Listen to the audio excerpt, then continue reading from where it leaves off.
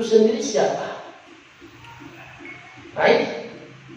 Maka untuk tercapai tujuan akhlakul karimah dan akhlakul mahmudah untuk diri kita, untuk anak-anak kita, untuk generasi kita ke depan, maka sumbernya dulu kita harus kenal. Sumbernya akhlakul mahmudah siapa?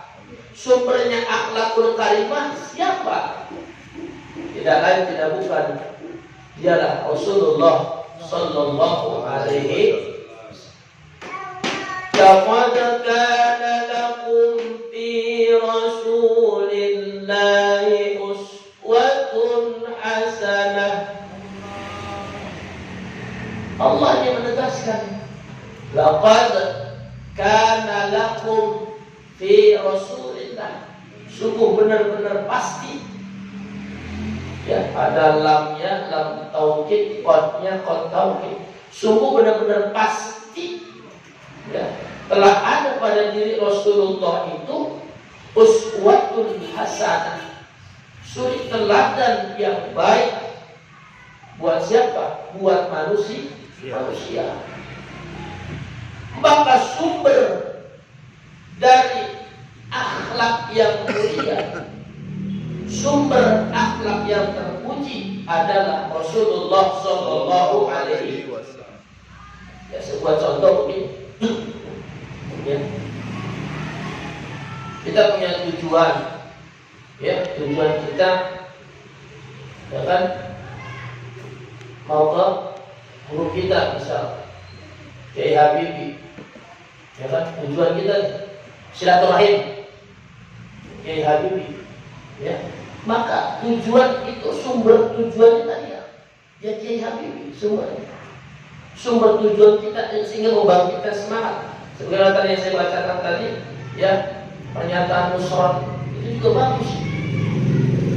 Di mana-mana yang namanya maulid pasti rame. Bukan karena penceramahnya, bukan karena siapa-siapa, tapi karena kecintanya kepada Rasulullah sallallahu alaihi wasallam. Baru kali saya sepaham lagi, ya. Jadi sumbernya. Oleh karena itu, revolusi pendidikan akhlak yang hasil atau tujuannya adalah akhlakul karimah, akhlakul mahmudah, maka kita harus kembali kepada sumbernya, yaitu Rasulullah sallallahu. Maka sumber Rasulullah itu terbagi menjadi 4. Enggak saya tulis di situ, ya.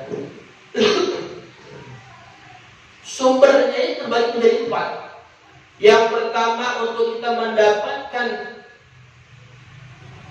tujuan mendapatkan akhlak yang baik atau akhlak yang terpuji, maka yang pertama, kenal dan mencintai Rasulullah sallallahu alaihi wasallam.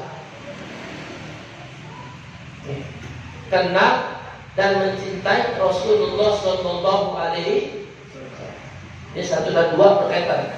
Yang kedua, kenal, memahami, mempelajari sunnahnya Rasulullah sallallahu alaihi wasallam.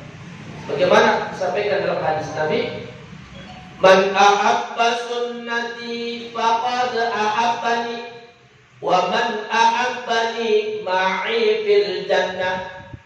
Man ahabba sunnati, siapa yang cinta kepada sunnahku, kata Nabi, faqad ahabbani, maka sesungguhnya dia cinta kepadaku. Wa man ahabbani, dan siapa yang cinta kepadaku, ma'i fil jannah, akan bersamaku di dalam surga. Maka 2 hal ini tidak boleh terlepas.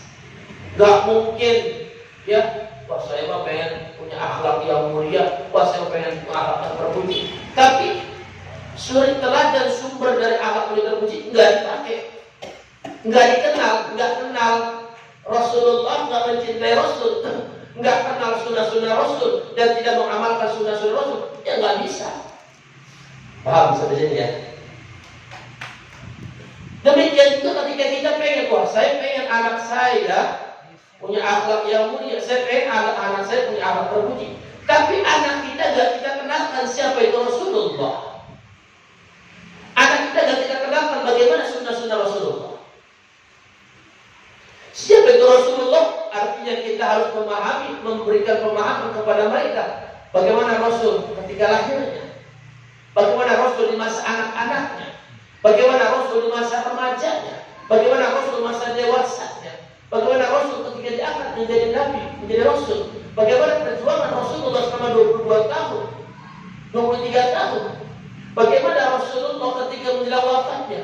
Maka itu harus kita berikan pemahaman kepada anak-anak kita.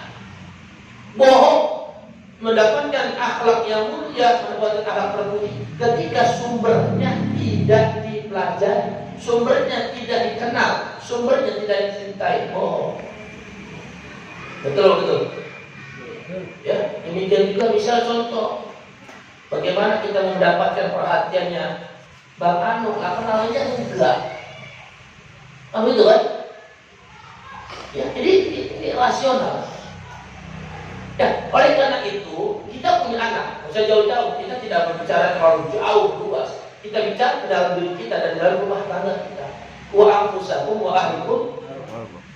Bagaimana kita, saya orang tua, saya sebagai seorang ayah, bagaimana saya sebagai seorang suami, bagaimana saya sebagai kepala keluarga memberikan pemahaman, memberikan pengetahuan untuk istri saya, untuk anak-anak saya kenal sama Rasulullah.